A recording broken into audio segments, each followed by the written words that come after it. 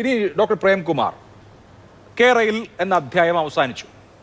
അടുത്തത് എന്ത് എന്നുള്ളതാണല്ലോ ചോദ്യം. UDFന്റെ ഹൈസ്പീഡ് റെയിൽവേ പദ്ധതി എന്താണ്? അവർ അതുമായി ബന്ധപ്പെട്ട ആശയം അവതരിപ്പിച്ചാൽ എന്തായിരിക്കും ഇടതുപക്ഷത്തിന്റെ നിലപാട്? അത് വളരെ പ്രധാനപ്പെട്ട ഒരു ചോദ്യമാണല്ലോ. കാരണം വികസന വായ്ത്താരിയായിരുന്നു കേരയിൽ നടപ്പാക്കാൻ ഒരുമ്പെടുന്ന സമയത്ത് മുഴുവൻ. പ്രതിപക്ഷത്ത് വരുമ്പോൾ അതേ വായ്ത്താരി ഉണ്ടാവുമോ എന്ന ചോദ്യം വളരെ പ്രധാനമാണ്. ഇവിടെ നേരത്തെ 2001 കാലഘട്ടത്തിലെ എക്സ്പ്രസ് ഹൈവേയുടെ കാര്യം പറഞ്ഞല്ലോ. അന്ന് VS അച്യുതാനന്ദൻ, അന്നത്തെ പ്രതിപക്ഷ നേതാവ്, അതിനെതിരായിരുന്നു.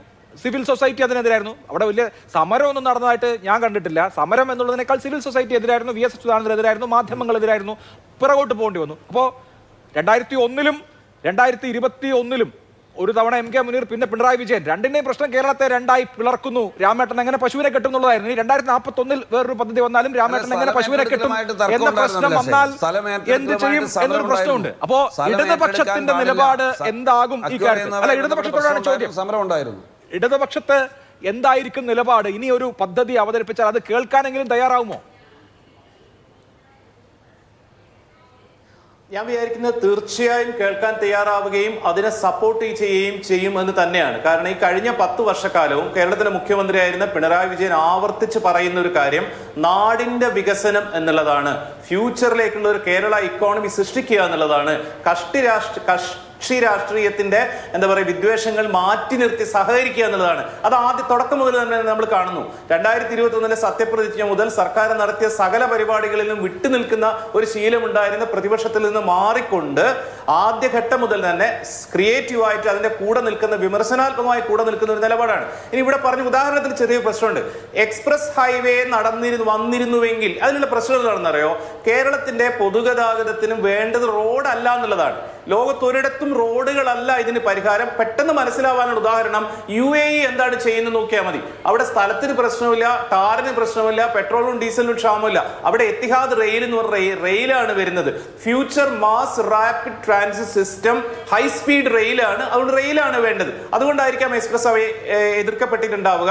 എങ്കിൽ പോലും ആ എക്സാമ്പിൾ തന്നെ ഇവിടെ സിൽവർ ലൈൻ കൊണ്ടുവന്ന് എടുത്തു എന്നുള്ളത് കൊണ്ട് റോഡല്ല റെയിലാണ് വേണ്ടതെന്ന് പറഞ്ഞായിരുന്നില്ല.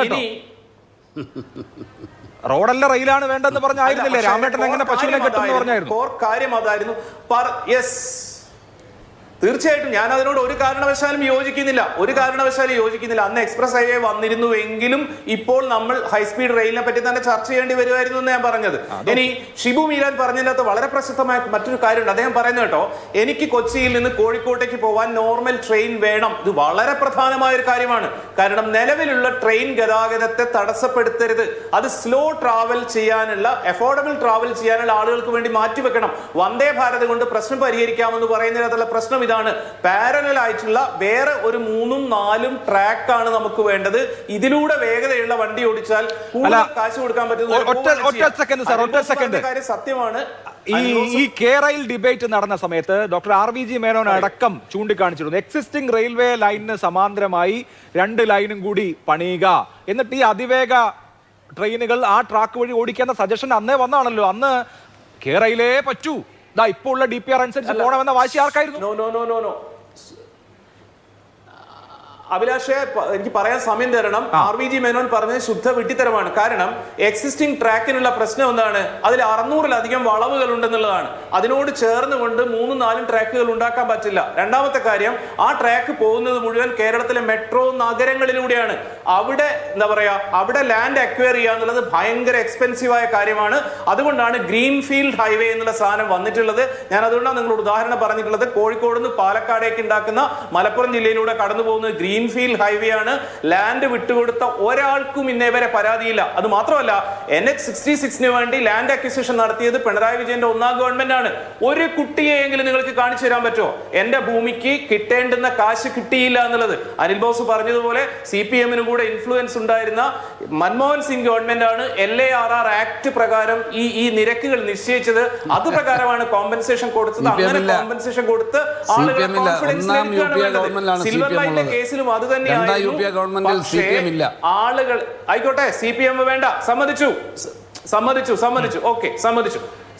അങ്ങനെ ആളുകളെ കോൺഫിഡൻസിൽ എടുക്കുകയാണ് വേണ്ടത്. കോൺഫിഡൻസിൽ എടുക്കാൻ പറ്റിയില്ല, അല്ലെങ്കിൽ അതിന് അനുവദിച്ചില്ല എന്നുള്ളതായിരുന്നു പ്രശ്നം. ഇനി ഈ സമരസമിതിക്കാരോടോ അല്ലെങ്കിൽ രണ്ടാം പിണറായി വിജയൻ ഗവൺമെന്റിന്റെ കാലത്ത് നടപ്പിലാക്കിയ ഏതെങ്കിലും ഒരു പ്രൊജക്ടിനോട് UDF-ഓ മുസ്ലിം ലീഗോ സപ്പോർട്ട് ചെയ്തിരുന്നോ എന്ന് അന്വേഷിച്ച് നോക്കിയാൽ അറിയാം. വയനാട്ടിലേക്കുള്ള ടണൽ പ്രൊജക്ടിനെ ഞങ്ങൾ എതിർക്കുമെന്നാ പറഞ്ഞത്. തീരദേശ ഹൈവേ ഞങ്ങൾ എതിർക്കുമെന്നാ പറഞ്ഞത്.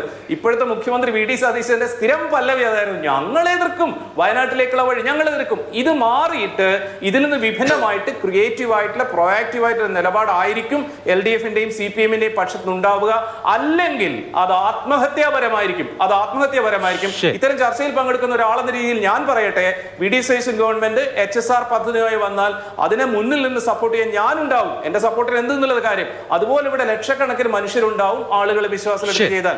BJP-ക്കാർ വളരെ കൃത്യമായിട്ട് പറയുന്നുണ്ട്, രാജീവ് ചന്ദ്രശേഖരൻ തന്നെ പറഞ്ഞിട്ടുണ്ട്, ഞങ്ങളെ എലക്ട് ചെയ്യൂ, കേരളത്തിൽ വികസനം വരും, ഇവിടെ ദാരിദ്ര്യമാണെന്ന് സ്ഥാപിക്കൂ, അപ്പോ വികസനം വരും. അവരെ ഇതിനെയും സമ്മതിക്കുമെന്ന് ഞാൻ വിചാരിക്കുന്നില്ല. കാരണം LDF നടപ്പിലാക്കിയ ഒരു പദ്ധതിയെ പാരവെച്ച BJP കോൺഗ്രസ് നടപ്പിലാക്കുന്ന HSR-ന് അനുമതി തരുമെന്ന് ഞാൻ ഇപ്പോൾ അത്ര വിശ്വസിക്കാൻ മാത്രം ഒപ്റ്റിമിസ്റ്റിക് അല്ല ഞാൻ. അല്ലെങ്കിൽ ഇവർ തമ്മിൽ വേറെ എന്തെങ്കിലും തരത്തിൽ അണ്ടർസ്റ്റാൻഡിംഗ് ഉണ്ടാവണം. അതില്ലാത്തടത്തോളം അതുകൊണ്ടാണ് ജനങ്ങൾ തിരിച്ചടിച്ചത്. ശരി ശ്രീമതി